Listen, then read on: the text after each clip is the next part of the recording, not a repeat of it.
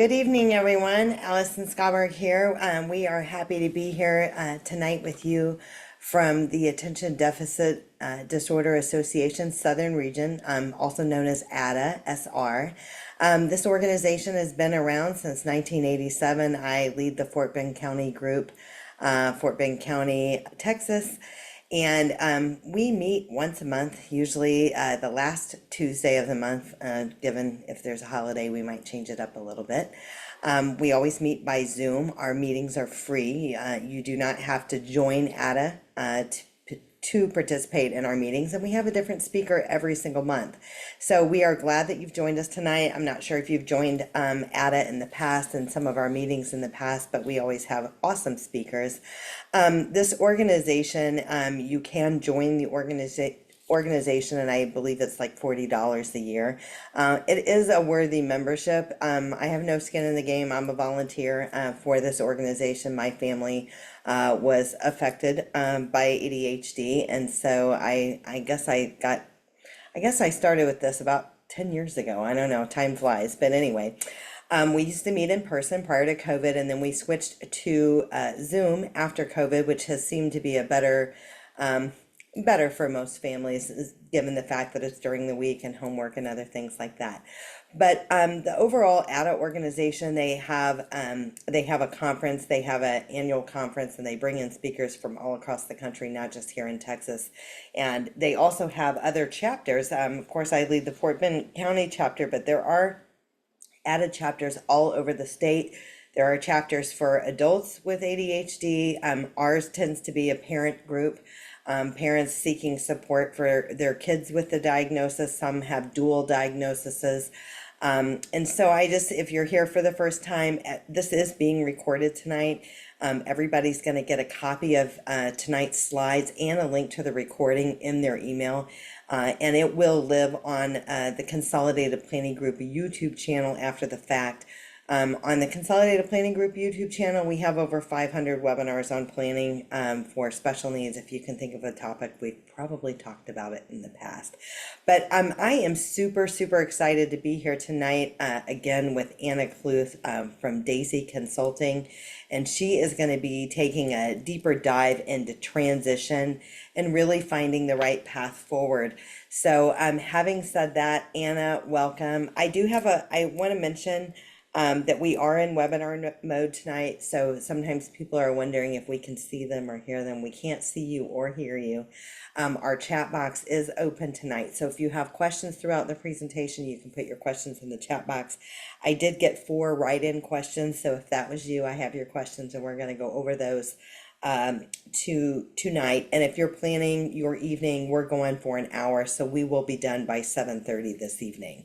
So having said that, Anna, I'm going to turn it over to you. Thank you so much for being here with us tonight.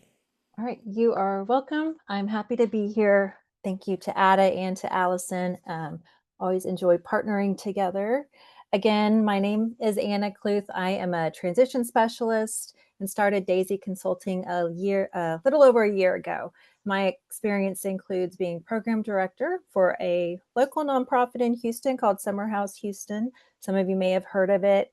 They do vocational and social training for individuals with IDD and autism. And then from there, I wanted to learn more of a system approach to supporting individuals who are neurodiverse and went to Houston Galveston Area Council, worked there under Workforce Solutions for a while, was senior planner, and did a lot of internship planning for students with between the ages of 14 and 22, as well as young adults, all with the goal for a successful employment job. I also have a stepson who is just turned 12, and he has ADHD, autism, and a couple of processing disorders. So I have some experience and really can see the different and the vast, how the younger age affects the older age as far as services we might be getting in school and outside of school, and all leading up to what it looks like for a person's independence. So I provide private pay services for individuals for more individualized one-on-one service. I'm also a provider under TWC for their pre-employment transition services, and we'll talk about those services a little bit later. Next slide. So today we'll start with the icebreaker, talk about the basics of transition, some common barriers, strengths that a lot of our ADHD loved ones possess, and then go through some resources that might help with independence and employment. And next, or actually we can keep it there. I didn't even put a slide for that, for the icebreaker. Just to get a sense of who all is listening in today or watching, if you could type in the chat the age of the person you are here to support, or maybe it's yourself, and if they have had a job, and if they have not had a job, if they are a younger age, if they have said what type of job they might want to have when they are older. You know, some people don't like icebreakers, but I like the interaction. So if anybody wants to put it in there. A student, okay. 21 has a job, has had a job. Oh, yeah. Okay. So, and I heard Allison, so a lot of this is more parent group, so we are probably talking more of student-based individuals. All right. Well, then we will get started with the basics. So before anyone can think of sustainable employment, there needs to be a plan, especially for, oh, we have a 34 part-time job in warehouse. Awesome. Very good. And so kind of like all the basics are the W's of all the questions: who, what, when, where, why. So if we can cover those, then we know that we can start planning intentionally for our loved ones or for ourselves. So the who, it should always be a person-centered. Oh, we went up a slide. Should always be person-centered. So most importantly, it's the person that we're planning for. So whatever that transition point is. And then anyone who supports that person has a, and can add value to the plan. This could be including parents, siblings, cousins, friends, anyone along the way too, depending on what that moment is that you might be planning for. So special needs financial planner, special needs attorney, again, job coach, employers, anyone that can bring information in that's going to help that individual with whatever that transition goal is. Ultimately, the goals are driven by your child, but insight from anyone who interacts on a regular basis can provide valuable information that can help with that planning. And what? It's all the moments in life that we all go through, but some of us need an organized plan to be successful. So it includes all the social, personal care, vocational, soft skills, hard skills. They can be big or small moments, just depending on the need of the individual. And when is in school, by law in Texas, transition planning must include the student when they turn 14. So this does not always happen, as some of you may have had experience with. So it's really good to know beforehand what the expectations of the school, the educator, the special ed director, whomever should be implementing into your student's IEP or 504 plan. But then really transition planning and services can happen at any age. So the earlier you start planning for all of these, the better off your loved one's going to be as far as their independence and success goes. But I've had a client who is in her 50s, 25, in their 30s. There's transition planning at all ages, and it never really stops. Just like we go through day-to-day life, we have things that come up and change that we all have to plan for. And some of us just need those additional supports to get through it.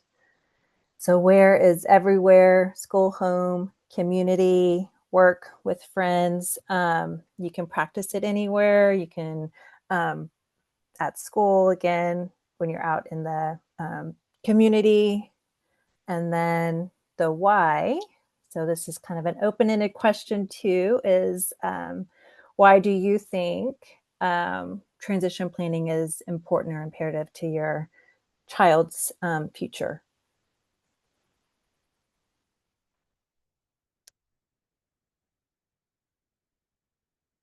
Maybe we don't know.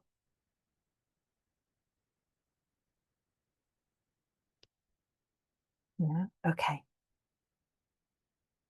Yeah, we will not always be here.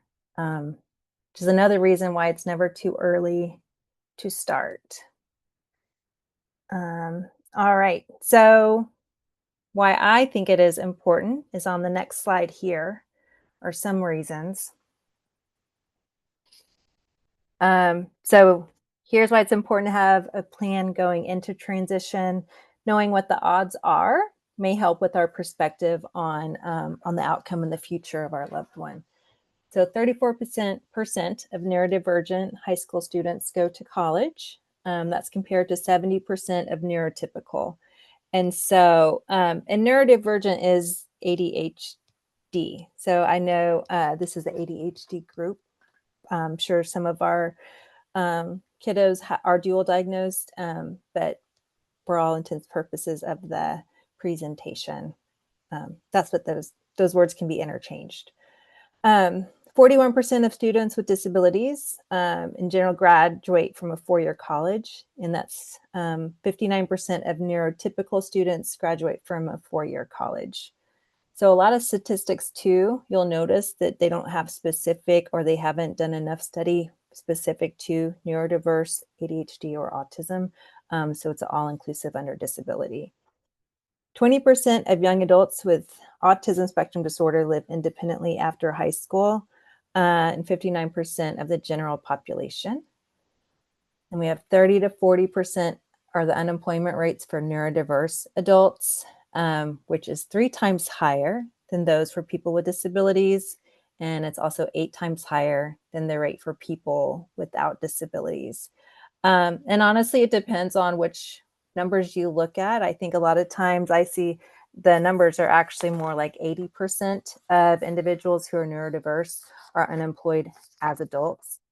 Um, Another statistic that I like to say from the Department of Labor is for a neurotypical individual, it takes about 5 months to for the job application to find a job. And so for someone who is neurodiverse, on average, it takes about 12 to 13 months. So just keeping all of those things in mind as we go through and we're trying to plan the different times of transition in life when we start talking about it in the school setting. And then also those added supports that people will need throughout their life at different times. And so the basics of transition planning. Um, so before we have soft skills, resume writing, interview, career exploration, internship, career goals, communication, self-advocacy. A lot of these are also included. We'll talk about the pre-employment transition services. And most of these are geared towards soft skills. So these are all social skills that we need socially, talking with our families when we're out at restaurants, when we're at church or on vacation, all of those day-to-day communication skills that we need, that we will also need to gain employment as well. And then during, we have always have check-ins. Job coaching is available depending on where you're getting services. And also sometimes it's needed. Financial literacy, money management, really understanding if someone has money concepts or what their concept of money is, and then being able to help them understand what a paycheck is, checking account, all of those things. So understanding their level of concept of money, and then you know how to teach them how to manage their money, or what supports to give them. And then constant reviews and reviewing career goals as well to make sure everyone's on track to be successful and gain the independence that they desire. And then afterwards, again, check-ins all the time, managing those career goals, any promotions that might come up, a lot of times checking in specifically maybe on communications, if there's any change in management at someone's job, making sure that their employers or their supervisors are understanding or communicating with them any barriers that might be coming up at work, so that someone doesn't get fired, or sometimes there's a miscommunication that might be going on where someone else can step in and help them with those communications. So one question I have is, the money management, and is it trainable? Is it coachable? Because some of our kids, with ADHD don't have concepts of money, although they've been, trained and they've done courses and things like that, and they make impulsive decisions, which is the very being of ADHD. And they simply, it's not that they won't ever be able to work, but some people truly can't ever handle money. So it's just building out a workaround plan for situations that are such as that.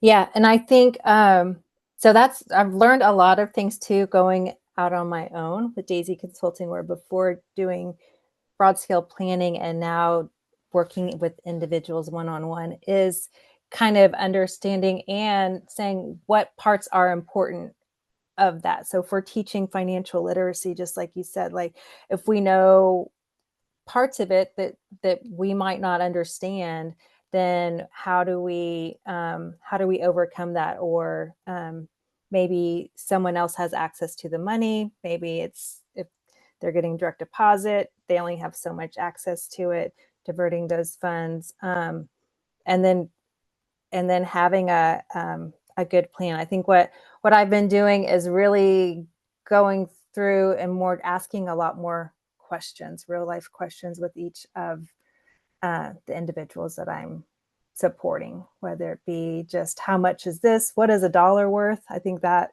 some people think will say $10 is a lot of money. Um, and it's not a lot of money. So as far as sustainable independence and what that means is, paying rent and bills and Anna, we've seen some of the ADHD adults where they've worked or whatever and would literally wait up till 2 o'clock in the morning for their direct deposit to hit the bank. And by the time the parents woke up the next morning, they had spent it all on frivolous things like, Amazon Prime or other things like that. And they didn't pay their bills. So that has been an ongoing thing that we've heard over the years with not all ADHD people have spending problems, but a very large portion of them do, because of the impulsivity. So I think that is it's definitely a real thing, and I think it could be a lifelong thing for a lot of people. Mhm. And I think too, like repetition is just constantly keeping it as a topic, um, is needed also. So thank you. Good point. And I think it's still something that I'm overcoming and trying to figure out how to help support people not do those impulsive buys, which is hard for all of us too. But um, all right. So common barriers to employment. So there's first is just where to start, like how do you get a job? What's the process of the application process? The different resources that are out there to help with employment, or education that you need to gain employment. There are different trainings that are out there. Sometimes it's a lack of confidence. A lot of times it's a lack of confidence. I think that's why repetition and consistency is very important. Lack of opportunity, medical support, proper accommodations, and those two kind of go together. Educational support and transportation is always a huge barrier that we hear about, especially in the Houston area, because once you cross county lines, transportation is funded by different areas. So that is always one. And some of the, oh, yeah, some of the instances you can replace lack of or inadequate. So there are a lot of inadequate training. That could be training before the job, or also actually when you start the job and you're the employer. They might not have a great training system, or it might be not a way that you can learn best to do the job either. And if anyone has other barriers that you or your loved ones have come in contact with, you can put it in the chat. I know there's a lot of barriers out there. And one right now I didn't really touch on before, but the whole process now of getting a job can be so tiresome. As far as every company, they have their own portal system. So you have to go in and set up your own profile, even to get a part-time job, even for your first job. And so if you are not understanding the technical side of it, that can be very difficult for an individual. Or if it's you're having to go in and enter the same information over and over again, it becomes redundant, and that can also kind of affect your confidence as well. The more you have to put in that information, you might not be getting calls back like you want. And then also all of the AI filters many companies are using now to filter the applications. And so that's why it's also very important to have a well-developed cover letter that is specific to the employer and the job that you are going for as well. So that kind of lends itself to the last slide, but I just went off on a tangent. So top 5 strengths of neurodivergent people, according to this one study, is hyperfocus, creativity, innovative thinking, authenticity, and detail processing. And so these might sound familiar to you, or things that you have seen a lot of. A lot of these might be areas of focus for maybe students when they're younger than the working age. So, sometimes we can, our loved ones can get hyper focused on something and not able to get back to their school assignment or homework or come to dinner or whatever it is. And so knowing that that is a barrier, but it can also be a strength as far as employment goes, if they're put in the right work setting. And the same for the other. And then these are top 5 strengths of neurodivergent people with jobs that go along with the strengths. And so these come from the Department of Labor as far as jobs that are currently out there available, sustainable, as well as just typing in these strengths into the Indeed, and some of these jobs popped up. So all different levels of education needed. So hyperfocus, there's document scanning, software programmer, assistant baker. So anything where you need kind of those detailed information, that's perfect. Creativity, event associate, teacher assistant or teacher, craftsperson, innovative thinking. We have entrepreneur, audiovisual tech, or graphic designer. Did you? Yeah, and that lends itself to one of the questions, the write-in questions that we had is how can I help my child with choosing an appropriate major? That's a good question. What do you think about that?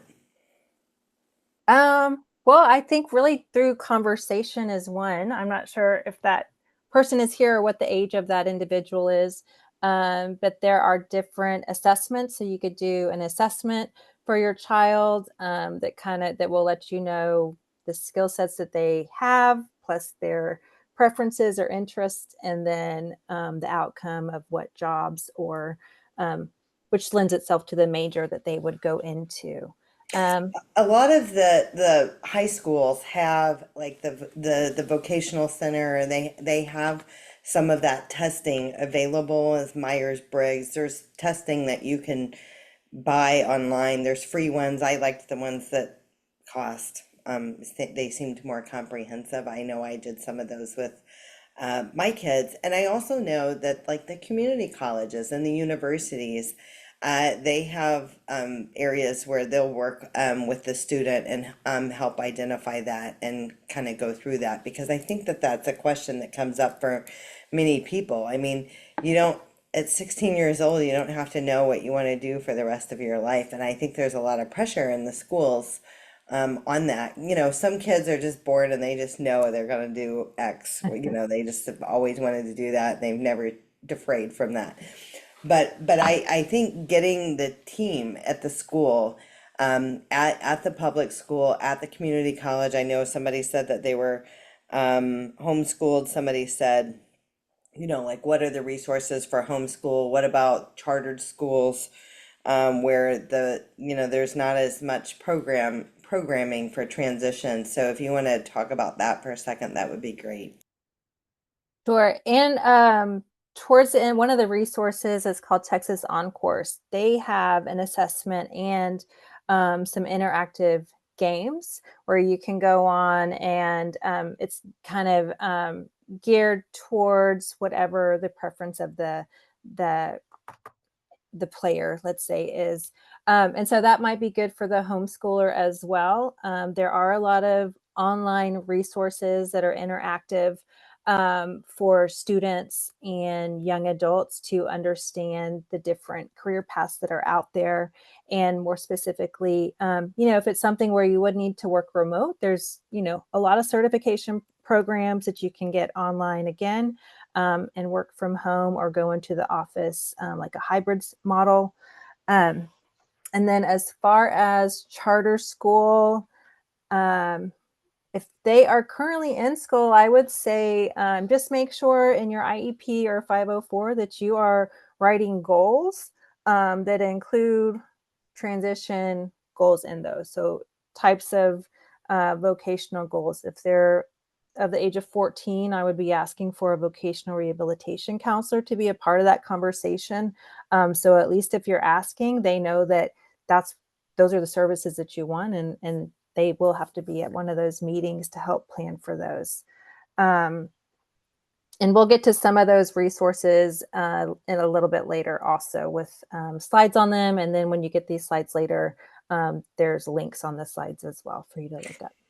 Do you have, I know that you had connection to TWC in the past, and then I think that they've some funding is they've lost some funding, or I think they've lost some from some staff. And so I've heard from people that they've had a hard time connecting with their counselor, or they've had a hard time with moving things along with some of those programs. They're interested in them, but it's moving at a snail's pace, or not at all. So if you have any feedback for any families on here that might be their experience, I know you've got some background with that, so give us some suggestions on that.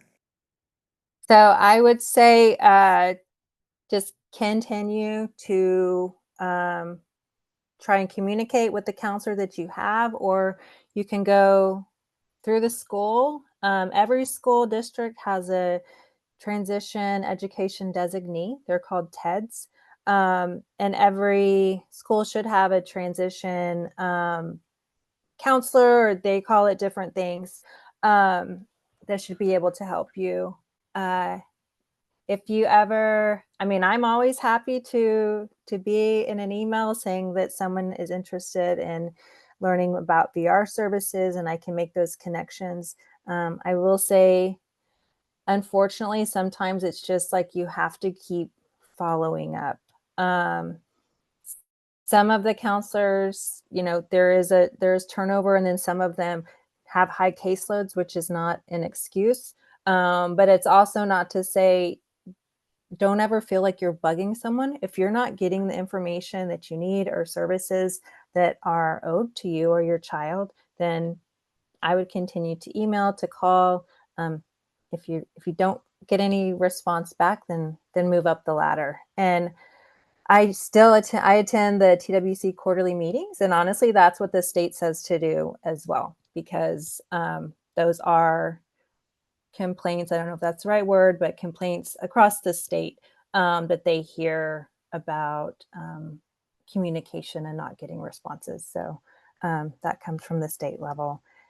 And FY2, because we just had a meeting last week, that they said like their funding is intact right now. So if you do hear that someone says we don't have the money for that, I might question that or figure out a good way to re-ask, because it has been stated that all of their funding is good to go as of now. So I'm always happy to help, and I do still have connections to some of the offices and good relationships with them as well, because there are some great TWC people working and passionate about transition services. So. All right, resources. So here, yes, so I used to be under Workforce Solutions, and there's always confusion about Workforce Solutions and Texas Workforce Solutions, which is TWC on the right. And so here's just a little cheat sheet that can hopefully either confuse you more or help kind of differentiate. Both of these entities, they are usually housed at the same office now. You can use one of them, you can use both of them, you can use one now and one later, but they do work together. It's all under TWC essentially, and under the Department of Labor. So Workforce Solutions, it is, they are not state workers, it's a workforce board. They provide a variety of job-related services to all community members, so it doesn't have to be someone with a diagnosis of a disability. Any staff can help you from any office. Applications are not necessary for some of the services, but they do have they're limited on types of financial support. And if you do need financial support, you would have to fill out a financial aid application. So you could go in there and you could ask for resume help, or I need help finding a job. And they should be able to help you right away without an application process. If they see that you might need accommodations or any more support, then they might request or refer you to TWC. And so TWC, which is Vocational Rehabilitation Services, they are employed by the state of Texas, and they only provide employment service to individuals who have a barrier to work. So you have to have an impediment to work to get services. There is an application and eligibility required for services, and you have one assigned counselor. So there's one person that you can work with to get services.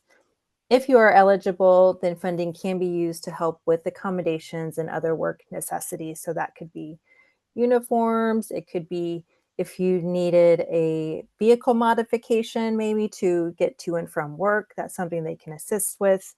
And they also might have a waiting time period too for those applications. So Workforce Solutions, you should get services pretty immediately, like walk into the office. Vocational rehabilitation, there is an application process, but you would get more supported employment. And that would come with like job coaching and things with a curriculum-based training. I'm sorry, so job coaching is going under the Texas Workforce Solutions, TWC. Mm-hmm. Got it. And Correct. then I would just say the application for VR, it's not small. There's quite a bit of information that you have to upload, proof of diagnosis, bank statements. There's quite a bit of information. You can go into the office and get help with that. Not everybody has a scanner or whatever, and has everything accessible to upload in a PDF or what have you. But I just wanted to say, don't be discouraged by that, because there while you can do it online and you can upload those things, there is help at the local office to get that done, and that's what starts the whole process. So it's worth the effort, is what I would suggest. Mhm. And you're gonna get more services that way too, that you may need. Now, so with so vocational rehabilitation services, they have the pre-employment transition services, which I touched on earlier. I'm not sure if y'all are familiar with this, and this takes actually a little less paperwork. So for eligibility, just for the pre-employment transition services, you must be a student. You can be a homeschool, college, private school, charter, public school, any type of learning education center. Between the ages of 14 and 22, you must have a documented diagnosis. And as of this year, you have to have documentation of citizenship. So that's a new one that was just added. Um, but as long as you have meet those criteria, um, you don't have to fill out all of the big application that you would need for regular services, unless you do need, like if you needed a bus pass or any type of financial support, you would have to go ahead and apply for full services. Um, but under the pre-employment transition services, there's career awareness, there's work readiness, there's post-secondary counseling, self-advocacy, and work-based learning. So that post-secondary counseling, for the parent who is asking, like, how do you figure out what's right for your child as far as a degree plan, that's where you can get post-secondary counseling. Same with career awareness, so you can see what's out there, what labor market information is projected for sustainable employment in the 5-10 year range, that can also help uh, guide you on what college path or education path you take.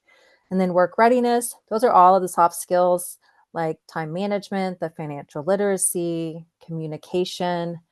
Um, there are tons of different soft skills that we all need. How to, social media, um, cybersecurity, safety. There are a lot of different things that fall under work readiness. And self-advocacy, that's, of course, that's important. We need to know, like, what to ask for if you need something at work, if you should disclose that you have um, ADHD or any other disability. um, and then work-based learning, so they have some different internships that fall under that as well, that are paid internships, to um, give your child an understanding of what it is like to work out there part-time. Next. All right. These are some colleges in and around Houston that have programs for individuals who are disability or neurodiverse. So these are Lone Star College, Life Path, University of St. Thomas. I think they just started 2 years ago with their program. University of Houston Clear Lake, Vast Academy, that's Houston City College, Alvin Community College, or I think Alvin City College too. I need to change that. And then Gateway Academy has their advanced program. And so these are just kind of depending on your budget, on your location, and your interest path as far as what direction you want to go. And then also, I know A&M and Texas Tech and Baylor, like all the major colleges now have different programs as well. There is a lot of good ones, and we do higher education for neurodiverse, and we kind of highlight some of these programs. But I've literally had clients have kids at every single one of these programs and have had some pretty good outcomes. So it's just a reminder that even though our kids learn differently, there are options post high school for them. Some of them are degree programs, some of them are certificate programs, some of them is just training and getting them ready to go to work. And maybe it's in, maybe it's in the hospitality industry, maybe it's horticulture. There's so many different programs, but just know that they are out there and they are really worth looking into as you're considering this. And, you know, speaking to the guidance counselor, doing the tour, learning about some of these programs. Not all of them have just endless enrollment, so you want to know when does it open up, when does it close, how many seats do they have, how long is the program. Those are all good things to check out, but these are all good ones for sure. Mhm. All right. Next, all right. So trade skills. I get excited about these because these are kind of a lot of hidden opportunities that are out there that lend itself to sustainable long-term employment as well as a shorter path to employment as far as certification or education. So I always like to highlight TXRX Labs. It's an awesome facility. I would encourage you to look it up and maybe go take a tour. It's a nonprofit workshop. It's a lot of words here, but I like to include it so that y'all can go back and read it. It's a 30,000 square foot complex. They have career paths to 3D printing, shoemaking, fine arts, electronics.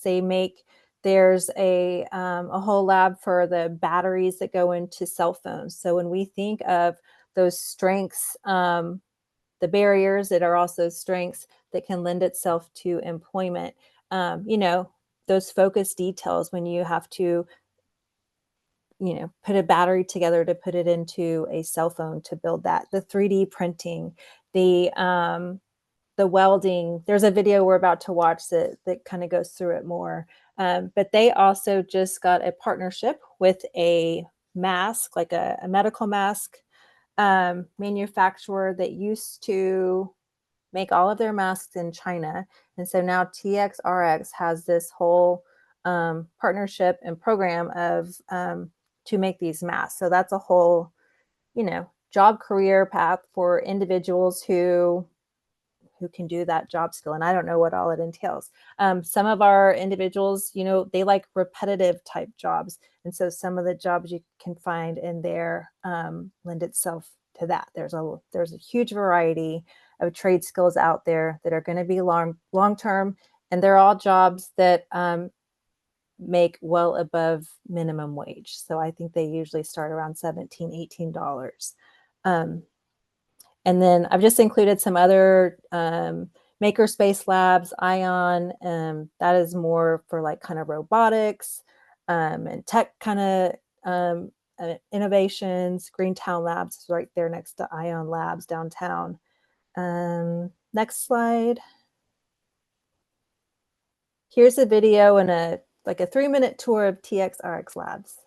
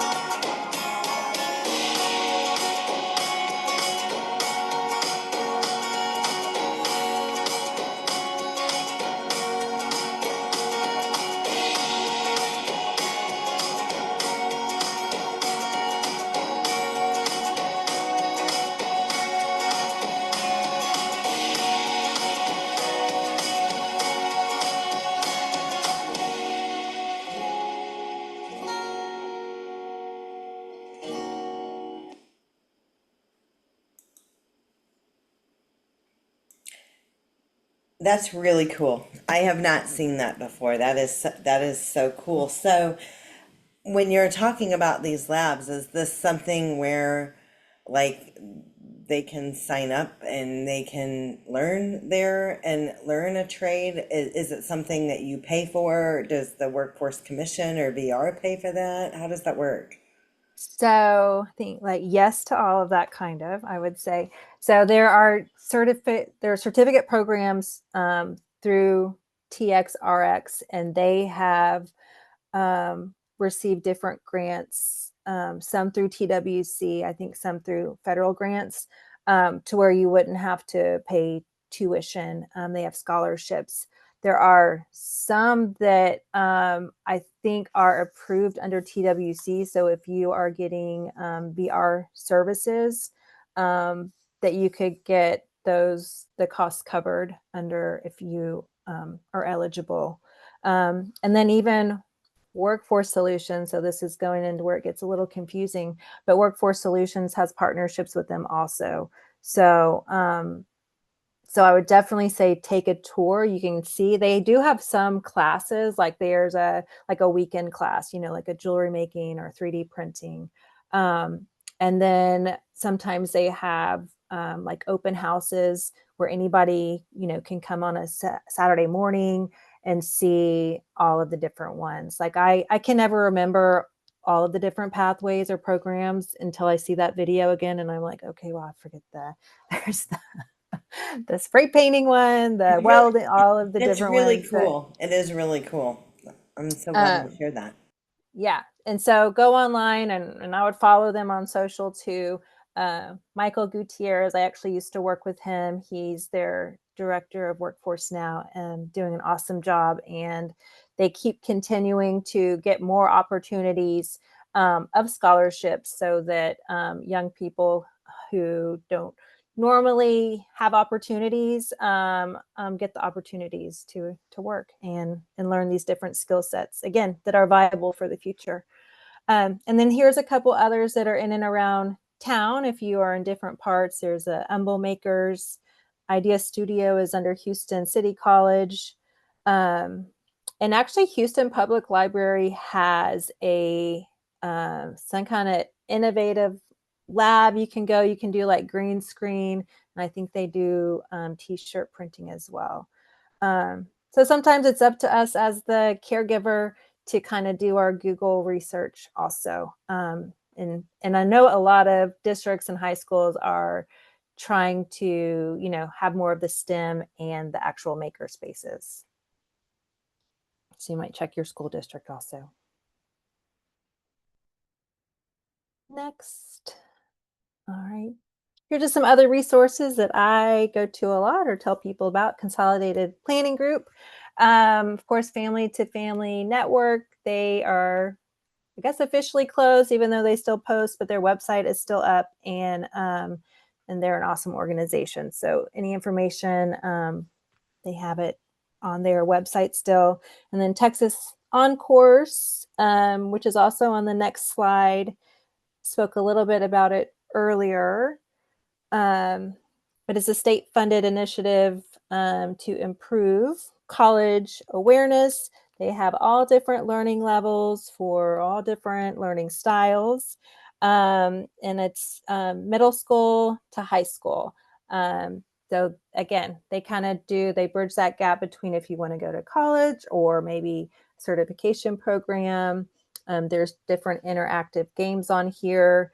There's also help with financial aid or to see if you would, you can put in all of your information to see if there's different scholarships that you might be eligible for. You can just explore it. It's all free. Go in, sign up. It's great for homeschoolers or for anyone who, just wants to go on and do their own research, have some activities at home that are different than YouTube. And they do a lot of workshops for educators and parents as well, which is great also. And they stay up to date with labor market information. Here is one called Helping Heroes. Actually have one of my individuals that I support is doing this program as a store lead. So this is if you want to do like an introduction to work, it's a sampler at Kroger's. They have this partnership with Kroger's. It's just on Saturdays for 3 hours. So it's a great way to get your toes wet for working. It's a paid position. They have an actual job coach, which are the store leads. So it's an automatic support person there to help your son or daughter, see what it's like to work. And it's not that many hours, and they're totally supported. And you get to work on all of those soft skills. So customer service, clocking in and clocking out. It's just a great way, and you don't have to go through TWC or anybody to do it. You can apply here, or if you want a direct connection to, I can help you with that also. And they are about to expand to a lot of different Krogers in and around Houston.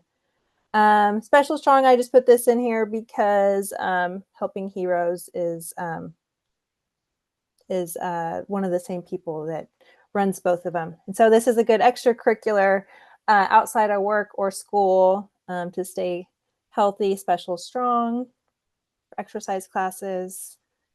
Next. Just a list of more resources that I use a lot. I have Mikey's Guide, so I use that book. Pretty much all of these websites I will go to.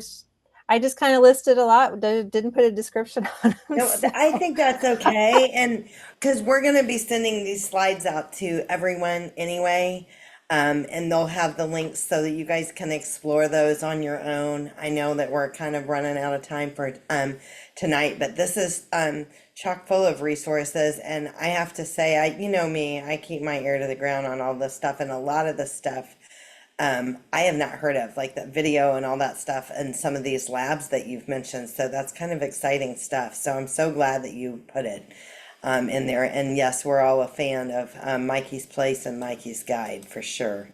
So, okay, good. The registered apprenticeships. You're going to talk Yeah. about that in our little bit of time that we have left. Okay. So this one is kind of a little hidden gem also, but it is under the Department of Labor. So apprenticeships, you can go in and explore any profession. They have over, like it says on here, 800,000 apprenticeships available. So these are, and also, so right here on the right-hand side where it says registered apprenticeships. Registered apprenticeships are programs where you get paid as you are learning and going through the apprenticeship program at a company. There's federal dollars and state dollars that are going towards apprenticeships because there are huge gaps in staffing and employees coming up in different fields such as healthcare, AI. There's a plethora of career paths and different education levels needed. Some you do not need a college education. They just need qualified and quality staff that they can train themselves and get into. So this is a great resource. I was working with someone who is a pharmacy tech, and we actually found his job through this. And so if you do need supports, TWC, your vocational rehabilitation counselor, should be able to provide supports or information on this, because this is a falls under TWC as well, since it's under the Department of Labor. So if you have a counselor and you want to know more about apprenticeships or what's in and around the Houston area or near you, I would ask them about it. If they don't know, contact me and I can connect you with someone else who does, because there are specific people that's all they do is apprenticeships in Texas. And so they have different people in different regions that focus on employers within that region. And again, these are sustainable opportunities with pay that should help, that can sustain you independently above the minimum wage. Here's just a little bit more about me. So again, if you would like to schedule a meeting, a consultation, I don't charge for a consultation. If you want to learn more about resources or learn more how we could work together, I am always available. So look me up. If you want to learn more about pre-employment transition services, if you have a student in high school, I can help coordinate those as well. Oh, you're muted. I said, what I love about your services is that they're specifically tailored for who you're working with.